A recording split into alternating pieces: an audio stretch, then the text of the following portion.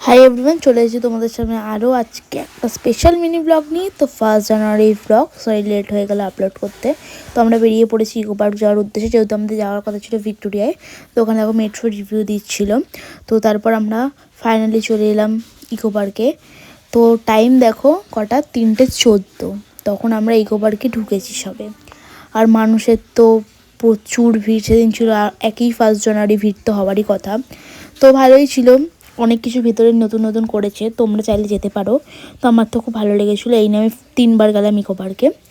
তো ভেতরে জায়গাগুলো খুব সুন্দর করেছে, আরও ফটো তোলার জন্য আরও খুব ভালো করেছে। আর একটা ফুলের বাগান করছে, এখানে ফটো তোলার জন্য বেস্ট জায়গা বলে আমার মনে হয়েছিল। এখানেও ফটো খুব ভালো উঠছিলো নানান রকম। আর একটা বেস্ট যেটা করেছিল সেটা হচ্ছে বাংলার গ্রাম, যেটা এখন আমাদের এখানে আর দেখাই যায় না, প্রায় লুপ্তর পথে। তো সেই জিনিসগুলো করেছিল, যেখানে কিছু মানুষ সবজি বিক্রি করছে, কেউ পাঠশালা পড়াশোনা করছে, কেউ হচ্ছে মন্দির যেখানে পুজো দিচ্ছে, আগেকার দিনের পালকি যেগুলো করে মানুষ বিয়ে করতে যেত, ইত্যাদি ইত্যাদি অনেক কিছু জিনিসই ছিল। এটা হচ্ছে বিদ্যালয়।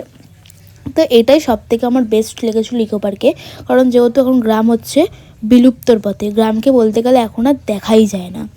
তো তারপর আমরা কিছু ভিডিও এবং ফটোশ্যুট করলাম ওখানে।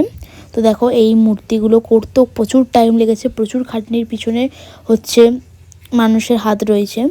তো প্রচুর ভিড় ছিল সেদিনকার, এবং বিশেষ করে এইটা দেখে আমি ভীষণ খুশি হয়েছিলাম। তো এ দেখো কেউ গাজর বিক্রি করছে, কারোর চায়ের দোকান, কেউ মাছ ধরছে। আবার এটা হচ্ছে একটা চণ্ডী মণ্ডপ, যেখানে মানুষ পুজো পার্বণ করে, ইত্যাদি ইত্যাদি জায়গা রয়েছিল। তারপর এখানে ছিল হচ্ছে একটা লেক টাইপের, যেখানে মানুষের প্রচুর ভিড় ছিল এবং প্রচুর হাওয়া দিচ্ছিল, যেখানে আমরা গেছিলাম।